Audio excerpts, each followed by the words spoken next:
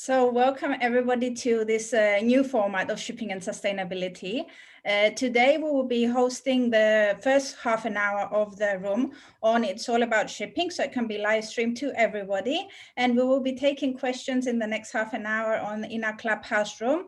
The links will be shared under this live stream, so do pay attention, and we're open for any questions for the Minister, of course, and any comments and ideas. So I'm Gina Panayiotou, the founder of It's All About Shipping and Oceans Arena. With me in shipping and sustainability, as always, Craig Eason, the founder of Fathom World, and of course our distinguished guest, and much anticipated for today, given the big announcements and all the great discussions we'll be having this evening or morning, depending on your time zone, is the Shipping Deputy Minister of Cyprus, Mr. Vassilios Demetriades. Mr. Demetriades, welcome to our show. Many thanks. Good evening to all our viewers. And a good evening to you from me as well, Mr. Demetriades. Thank you very much for coming on to the show and having first of all, this half hour sort of, I think the technical term is Fireside Chat, although I promise you there's no fires beside my computer.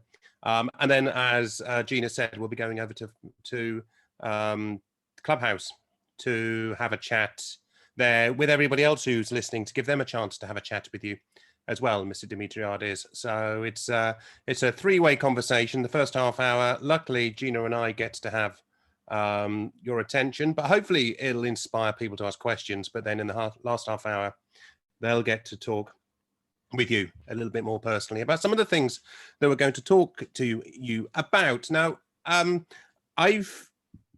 familiar with Cyprus. I've been over to Cyprus a few times. I know and I recognize Cyprus as one of the shipping clusters in the world. It's a country that has a particular maritime culture, I'd say.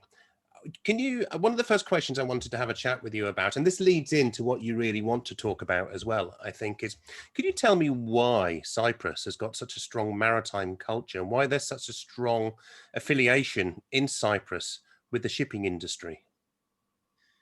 Well, many thanks for the opportunity to have this conversation tonight.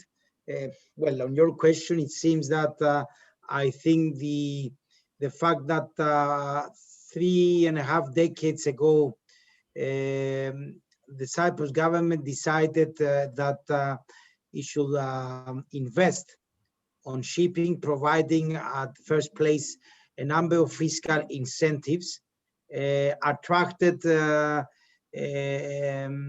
great number of companies which they were established in the island at that time, and gradually through all the priorities and emphasis that was placed by the different governments, the shipping sector in the island has been evolved, and we can now talk that, as you very rightly mentioned in your introduction, that Cyprus is considered a maritime cluster. Do you expect to see that cluster to strengthen with a lot of the things that you're trying to put in place here? And how do you see it competing on the international stage? How do you envisage Cyprus being, I guess, both competitive, and this is a word we hear a lot of, and in previous talks that we've had with shipping and sustainability on Clubhouse, it's a word that's coming up a lot, collaboration. So just to re-emphasize that question, how do you see Cyprus being both competitive and collaborative? Well, I think it's an interesting mix. First, okay, I believe that there is a lot of potential for Cyprus to further explore its maritime sector, and the reason I'm saying that is that our shipping industry or our shipping sector is built on the two traditional let's say elements or pillars, which is the ship owning and ship management. We believe that we can further explore this cluster, and this is underway, of course, attracting more maritime services, auxiliary maritime services, and other sectors that could support the traditional maritime sector activities in order to have a broader cluster to be able to provide all the different services. This is one. Second, how we can find the right balance between collaboration and competitiveness. I think this is something that we are working on. Is an interesting challenge, and I believe that it's not only the fact of how you competitiveness have many different meanings. It's not just trying to bring more vessels under your flag or attract more companies here in Cyprus, but it's also how you can build on quality and on your capabilities, having the richness of expertise on the sector. You can, of course, provide that expertise for the benefit of global shipping, and you can attract vessels and try to be competitive by convincing the global world that here in Cyprus is not only the fiscal incentives, is not only the fast and quality service 24/7 that we are trying to provide, is not the fact that Cyprus is part of on the white list of different MOUs on postage control, and it's not a targeted flag, but on the contrary, it's a quality flag, but it's also the element of being specialized on certain areas that the ship owners could trust us that they will receive the extra service. So this is the fourth element that I'm trying with my team here to develop, because quality being in the white list is one. Providing a fast service is a second thing. Having in place fiscal incentives is the third. The fourth is to go in line with the new technologies, the new challenges of shipping, and be able to train the team here to respond, and also to promote that Cyprus is ready to absorb the challenges and to serve the global shipping community, not only by providing fiscal incentives or being on the white list, but is here with its richness of expertise to serve the new technologies, to serve technologies like LNG, like hydrogen, all the rest. So we will invest on that in the very near future. I guess you see it as a very dominant industry in Cyprus. That's why you've got the resources to be able to do that, because the government recognizes there's not many countries that have got a shipping minister, designated shipping minister, in all honesty, is there? Sorry, Gina, I think I was interrupting you. No. Let the minister add his thoughts. Yeah. I just wanted to do like a follow-up on that, actually, so go ahead.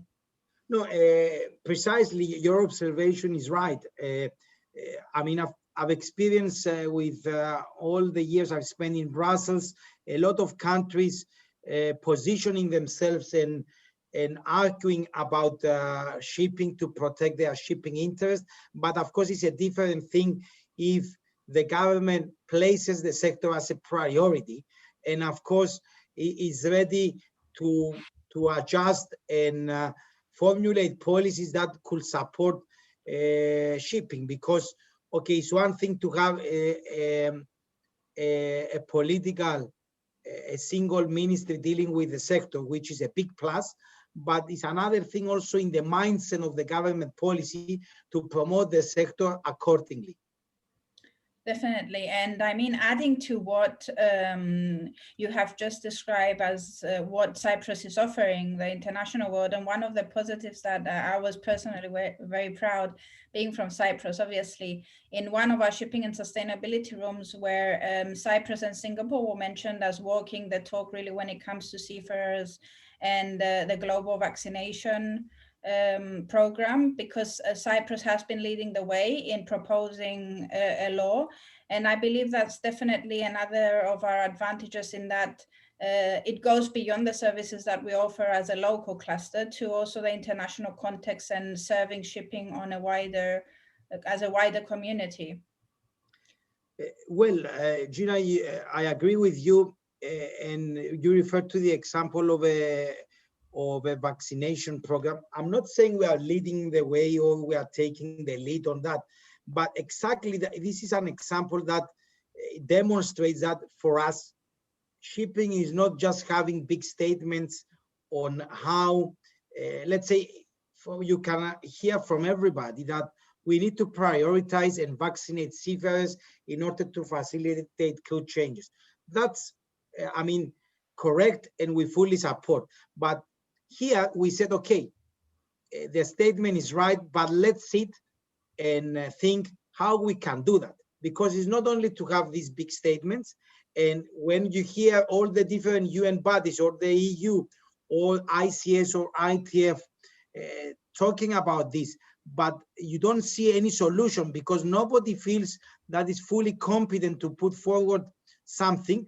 We said here, okay, we have the expertise to think how shipping works, how it operates, and let's think how we can prioritize seafarers, because I must say now for 10 months, for almost a year actually, we have a number of I mean, people here, a number of our experts fully dedicated on crew change facilitation 24/7.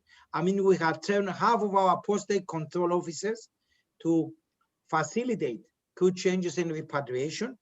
And for this reason, we said, okay, let's think of a way forward, of an approach. And that's why we have submitted our approach to the global shipping community. And we didn't stick only to the statement of vaccinating the seafarers. So we have provided, let's say, an approach that could form the base of a solution. Hopefully, I mean, we will be able to share this with many audience and all the interested parties in order to mobilize the global world so we can prioritize and make good changes possible through vaccination. Can I just look at that from a Cyprus perspective then, when you're talking about the crew change and when you're talking about vaccinations? I mean, just from within Cyprus, how many crew changes do you have in Cyprus? How many crew changes are you talking about? Or are you talking about Cypriot flagged ships also being facilitated here, even though they're overseas, maybe wanting to have crew changes in a different country, a non-Cyprus country, where they may find difficulties? Are you talking about facilitating crew changes in Cyprus? And if so, what sort, have you got any figures to underline that? Well, we were one of the first countries worldwide that we recognize seafarers as essential workers and introduced practical measures for crew changes and repatriation. Since May last year, I mean, around 12,000 seafarers have been repatriated or have been able to return to work through Cyprus. And if you take into account that Cyprus, I mean, it does not have such a big volumes of cargo in our ports or so many ships visiting Cyprus, I must say this is quite a considerable number. When it comes to Cyprus flagships, I mean, we've been experiencing a number of cases where our vessels face a number of problems when they were calling foreign ports, where we try with the competent authorities of the receiving country to see how we could facilitate that.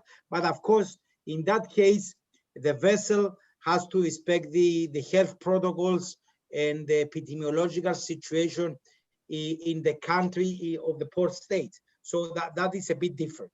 So, but in our country, and if you take into account the second wave of the pandemic and the fact that in many countries there are very strict measures imposed, and in some areas, in some destinations, crew change is not possible.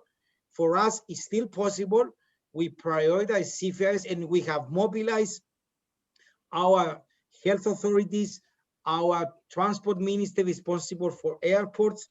And this goes back to your first question, that if in your mindset as a country is that shipping is a priority, then it gets much more easy to convince the health minister or the transport minister that seafarers, I mean, are very special. We should treat them differently because the mobility, because the fact that they need to arrive in our airport, they need to get a transfer to the port to make crew changes much more easily. So we apply a different procedure for seafarers.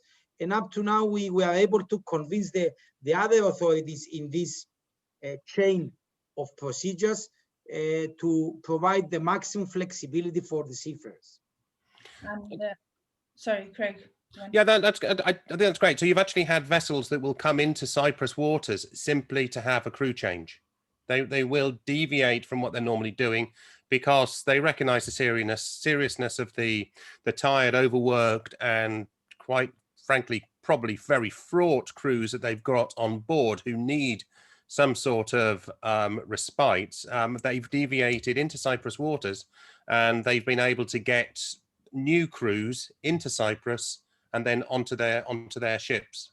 Well, we had a number of cases. For instance, we have a few vessels from the Netherlands destination to Egypt, calling to Cyprus specifically for that purpose. So right. We had a number of the crew arriving by air to Cyprus, waiting for the vessel to call at Limassol port, and then to do the transfer, make the crew change possible, and go to Egypt or to other destinations. Yes, I'm not saying that Cyprus is becoming a crew change hub, but yes, we facilitate and we are ready to respond to any request.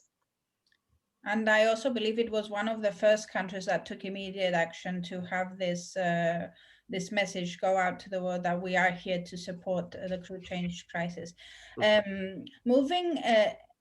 Shifting rather the conversation a little bit from the importance that is given to obviously the seafarers, and especially through such challenging times.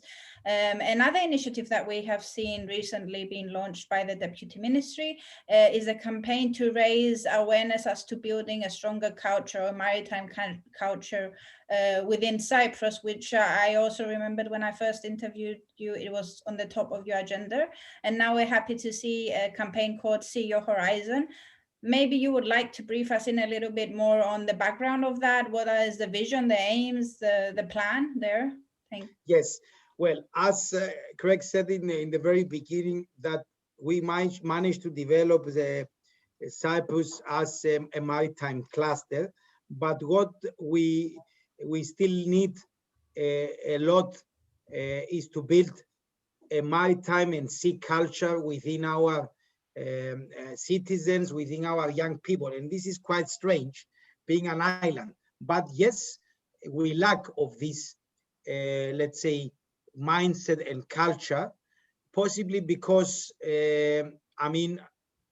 our maritime cluster was built from mainly from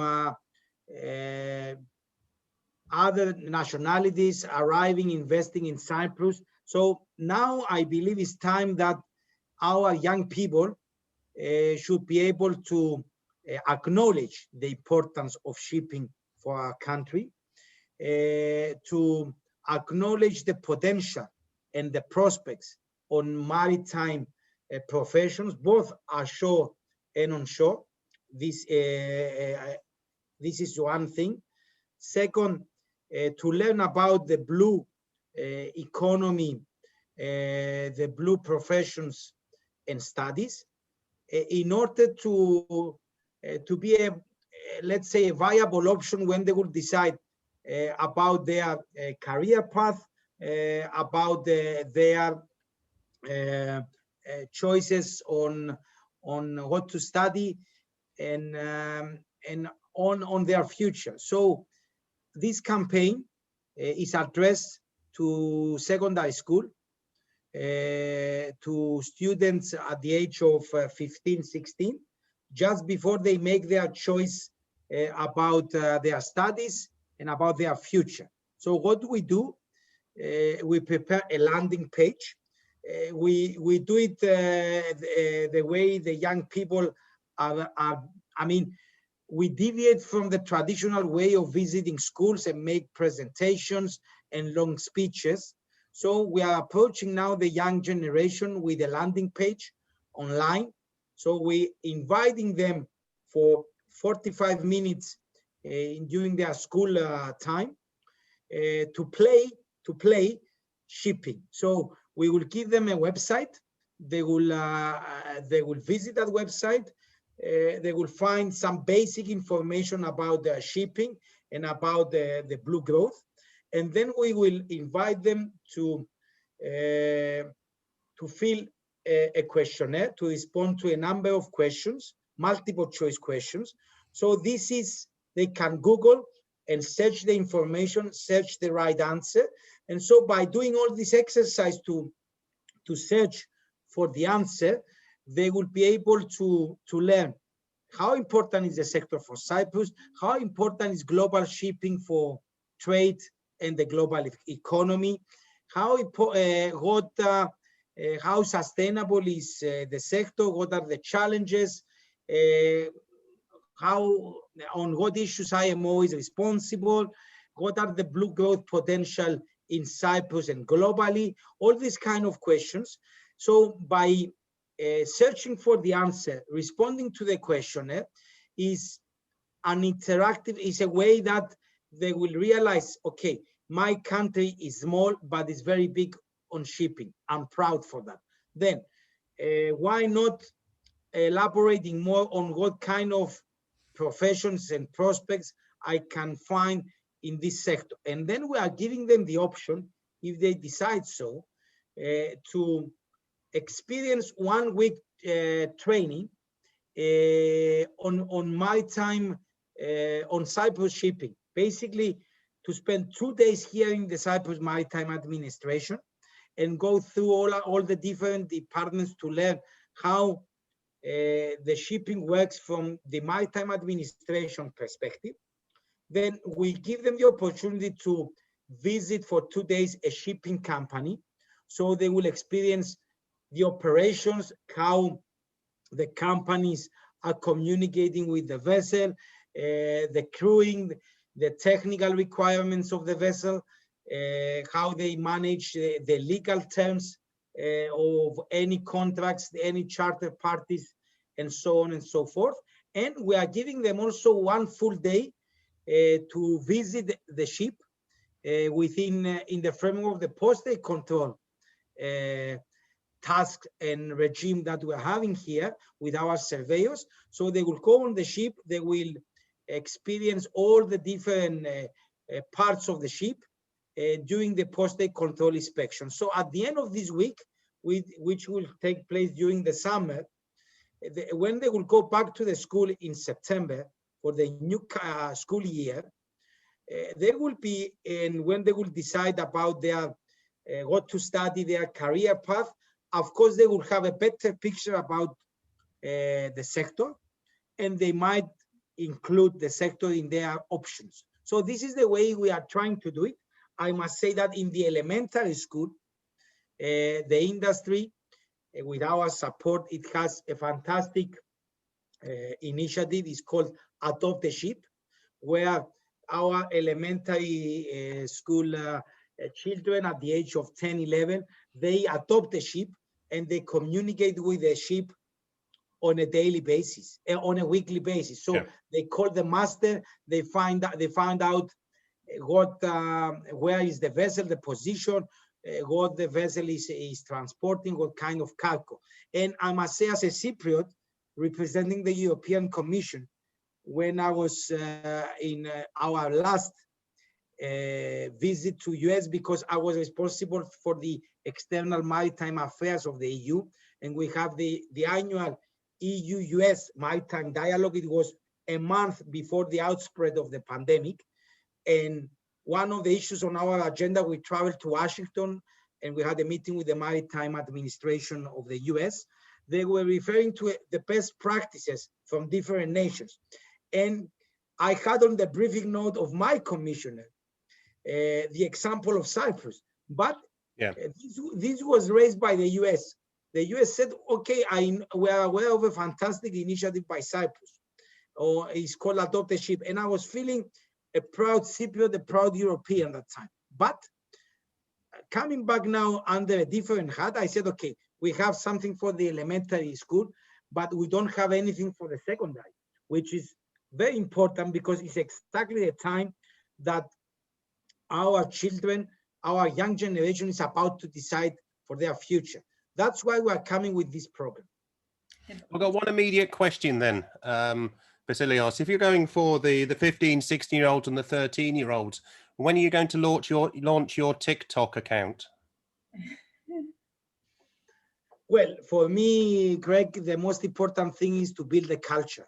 I'm not taking, it's not like a bookkeeping to say how many people I have attracted, but at least the first thing for me is to make them feel, to increase awareness that this sector in Cyprus is, let's say, flourishing, is expanding, and to make them feel proud that our small country has been developed and it has, let's say, an important role. I'm not saying a leading role, an important role on global shipping. So this is what I'm trying. This is my first aim. So they will know about it and they might feel proud. And if I achieve that, hopefully in a few years' time, we might see more people choosing a maritime profession, on board the ship, or working in shipping companies. Yeah. Yeah. I want to move on to the other part of this campaign that I'm aware that you are about to launch, and that's part of this survey that you see Cyprus. Go on, Gina. Go on. Just before he makes the big announcement, because we did say there will be a big announcement, to remind everybody that in about 10 minutes we'll be taking questions and answers in the Clubhouse room of shipping and sustainability. So anybody who has a question or thoughts on this, please make sure to follow the link in this under this live streaming. So yeah, go ahead. Yes, sorry, I was just going to ask that you've got this campaign about raising awareness of the industry within Cyprus, but I believe there's more than this, and I'm aware that Cyprus has already made a lot of moves, environmental moves. You've created some rather auspicious regulations. You've made some, I would say, business decisions in a way in terms of taxation for vessels that are considered clean, haven't you? But I believe that you're now moving this one step further. So can we just hear from you what is the next move for Cyprus in the international scene? Well, when it comes to environmental sustainability, because as you know, sustainability entails three things. It's not just the environment, but when it comes to environmental sustainability and the biggest challenge that the sector is facing, which is the decarbonization, for Cyprus, there are two things. One, how we can constructively contribute to the regulatory framework.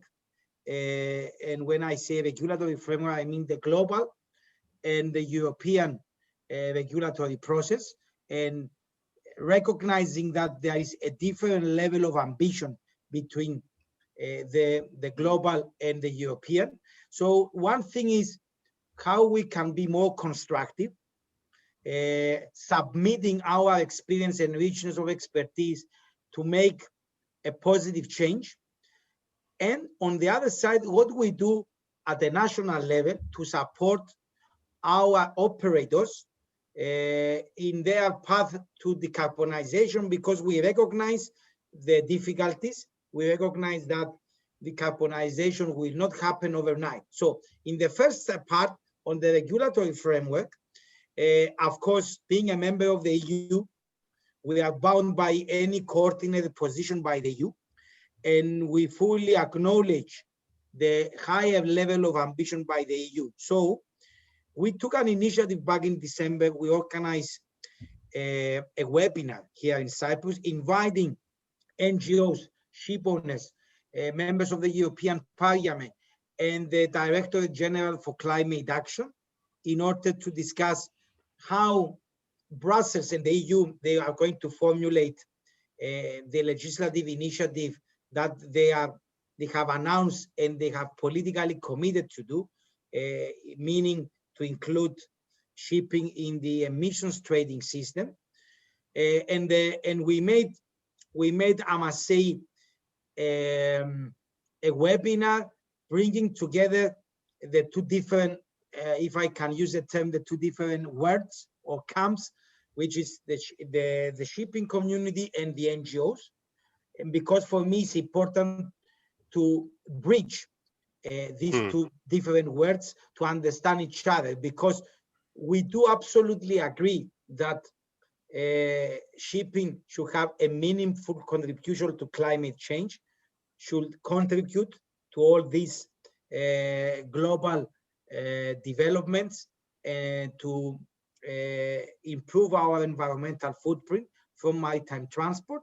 And at the same time, it's important for the NGOs and the regulators that they want to do something on climate change and to lead the whole thing, to understand how the sector works, because the sector has its own specificities, is of global nature. So we do believe that there is a lot of things, there is a lot of room to improve and to bring both together. So we tried to do that.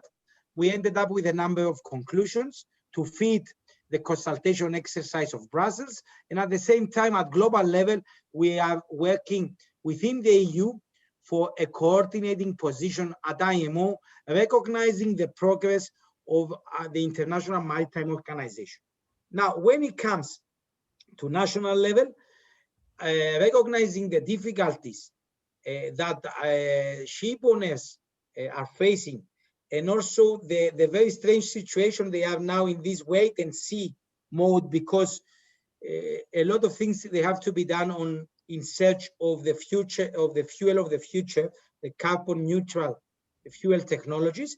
We have announced green tax incentives to reward the operators on their decarbonization path. So basically, we reward the investments of the operators that demonstrate emission reductions to a level that goes beyond the global commitments, or for operators that they use alternative non-fossil fuels. So this is a sign, you can say a symbolic sign, that we are ready as Cyprus, and I hope other maritime nations could follow this example.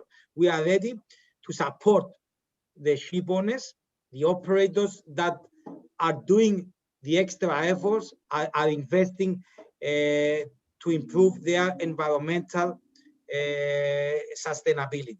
So we are here to help from our own part, to take the initiative and stand by them and support them on their efforts. Good. And just on that, and I think this is the point where perhaps we can actually move over to Clubhouse now, Gina, as well. The one extra thought I wanted to have from you then, perhaps we can take your answer to this as soon as we go over to, so this is just one for you to think about.